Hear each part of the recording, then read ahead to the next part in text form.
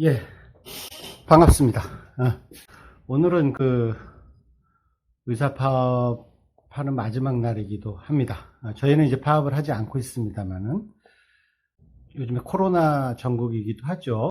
댓글에 이런 댓글이 있었어요. 코로나가 임산부가 걸리면 어떻게 되는지 사실은 우리도 잘 모르죠. 그 경험이 없으니까. 다만 이제 코로나가 되게 많이 퍼진 국가들 일부 또 서양 국가에서 이미 논문이 나오기 시작을 해서 우리가 이제 과제를 주거든요. 인턴 테스트 중에. 그래서 같이 리뷰를 했던 논문입니다. 그 논문을 보시면서 제가 말씀을 드릴게요. 논문 내용도 제가 요약을 해 드리겠습니다.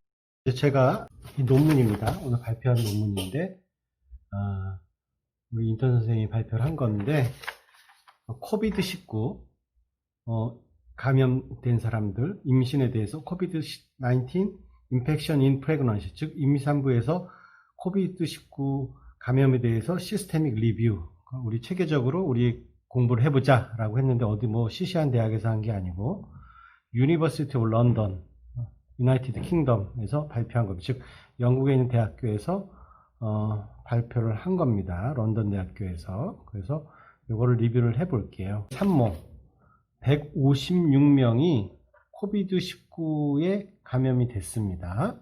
108명의 아기가 태어났고 중간에 유산하거나 사산한 아기는 10명이다. 그렇게 되어 있습니다. 나머지는 로스된 거죠.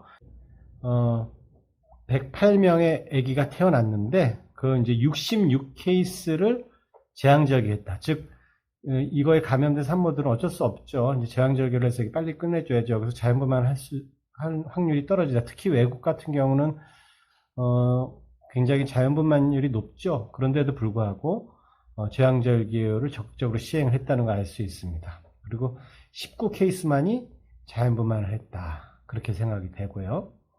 무려 27케이스, 108개 중에 27케이스가 조산이다. 그 조산하고 코비드-19에 일단 걸리면은 조산 확률이 높아지고, 조산 확률이 높아지고, 아기가 스트레스를 받아서 제왕절개 확률이 매우 높아진다. 이렇게 생각할 수 있겠습니다. 그래서 엄마는 어떻게 되느냐? 산모, 엄마가 아니라 산모죠. 산모가 코비드-19에 걸렸을 경우는 열이 53%에서 나서 제일 많습니다.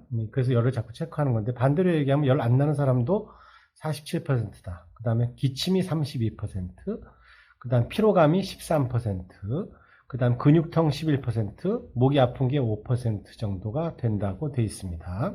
그리고 이제 아기, 그러니까 태어나지 않은 아기, 뱃속에 있는 아기, 태아라고 할게요.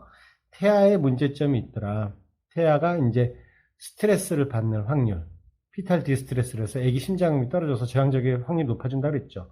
그게 무려 14%, 그 다음에 양수 파열이 8%, 조산 확률은 거의 아까 20% 정도 되겠죠. 27케이스니까.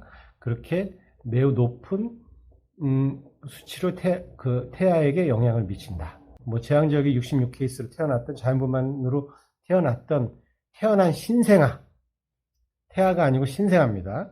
신생아도 영향을 받더라. 첫 번째는 shortness of breath, 즉 숨이 짧은 거, 이렇게 쉬는 거죠. 숨이 짧아지고, 그 다음에 GI 심프텀, 즉 위장관 계통의 증세, 즉 막 구토하고 설사하고 또 열도 3%에서 났다는 겁니다.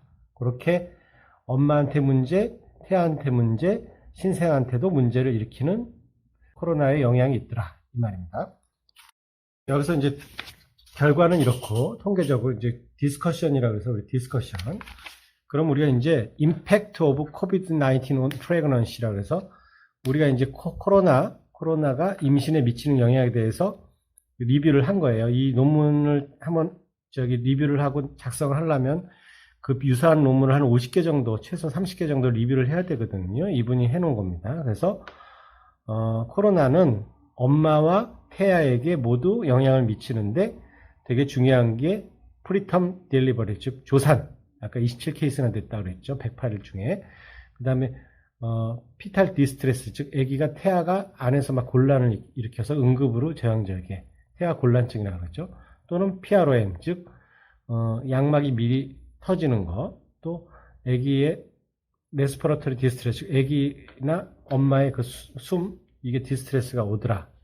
그리고 WHO에서, 요즘에 WHO에 뭐 약간 신뢰가 금이 갔습니다만, WHO에서는 만약에 리프로덕티브 에이지, 즉 임신할 수 있는 여자의 나이, 즉 젊은 여성의 경우는 non pregnant든 pregnant, 즉 임신하든 비임신하든 엄마의 그 위험성은 똑같다고는 돼 있습니다. 그리고 16명의 16개의 아까 108명 중에 16명을 플라센타, 즉 태반을 검사를 했어요. 태반을 검사를 했더니 문제가 있었어요. 엄마의 그 바스큘라 말퍼포션, 즉 뭐냐면 엄마의 순환이, 태반에 있는 그 순환이, 모세혈관에 대한 순환이 잘 안 되고, 그 이유는 육모에 있는 그런 작은 실핏줄, 육모가 딱 태반에 붙이는 거잖아요, 그죠? 그래서 아기하고 왔다 갔다 하는 거죠. 그 육모에 혈전이 생기더라, 즉 중풍이 생기더라. 그렇기 때문에 아기한테 산소가 아기한테 안 가고, 아기한테 이산화탄소가 엄마한테 잘 안 가기 때문에 아기가 곤란증이 생기더라. 그래서 제왕절개율이 높다. 아까 말씀드렸죠. 그거를 이제 조직학적으로 증명을 한 거예요. 그나마 다행인 것은 태반과 탯줄에 있는 피를 조사를 했더니 핵상 검사를 했어요. 가장 정확한 검사를 한 겁니다. 코로나 바이러스가 검출되진 않았다. 즉 무슨 얘기냐면 엄마의 피를 통해서, 태반을 통해서, 탯줄을 통해서 아기한테 코로나 바이러스가 직접 가지는 않다. 그래서 no relation of vertical transmission, 즉 수직 감염이라 그래요. 엄마가 감염되면 아기도 감염되는 거. 이 수직 감염은 어떤 그 증거는 있지 않다. 게다가 감염된 엄마의 양수, 그 다음에 탯줄에 있는 피, 그리고 엄마의 그 생식기 등등을 조사했을 경우, 특히 태어난 신생아한테 바로 코에다가 우리 검사를 했더니 코로나 바이러스는 검출되지 않죠. 즉 수직 감염은 부정한다. 그렇게 되겠죠. 그나마 다행입니다. 애기 이제 신생아죠. 태어난 애기는 아까 했듯이 숨을 헐떡이가 되고 열이 나고 우리 설사들을 한다는 그런 리뷰가 되겠습니다. 결론적으로 보면 그렇습니다. 코로나 바이러스가 다행인 것은 엄마가 감염됐다고 그 바이러스가 자체로 아기한테 가지는 않는다. 다만 그게 이제 엄마와 아기 사이에 혈류가 공급되고 영양분과 산소와 이산화탄소가 교환되는 그 굉장히 미세한 태반 그 혈관의 혈전 등을 일으켜서 아기가 스트레스를 받고 제왕절개율이 높아지고 아기 상태가 나빠질 가능성이 있고, 당연히 그 조산기도 많이 오고 양수파열도 많이 오기 때문에 조산율과 양수파열률도 높아진다. 이렇게 되겠습니다. 물론 이게 이제 108케이스 정도밖에 안 되긴 합니다만은 어찌됐든 인체 실험 108케이스는 의미가 어느 정도는 있습니다. 왜냐면 우리 요즘에 백신 임상 이상하는 거 600명을 했죠. 임상 3상이 이제 3만 명으로 하고, 그렇게 그만큼 108케이스 정도면 어느 정도 의미가 있는 논문이다. 이렇게 볼 수가 있겠습니다. 그래서 오늘은 코로나에 걸려도 너무 걱정할 필요는 없지만 조산, 조기 양막 파수, 뱃속에서 사망하는 거, 그 다음에 이제 애기가 스트레스 받는 거, 이것 때문에 낳기 전에 문제가 될 수 있다. 뭐 기형에 대한 거는 오히려 그렇게 언급이 없었습니다. 다만 이 조산도 상당한 문제가 되죠. 28주, 뭐 26주에 조산되면은 뭐 40%에서 여성마비가 되기도 하죠. 그렇기 때문에 역시 산모들은 어찌됐든 조심을 하셔야 된다. 이렇게 말씀드립니다.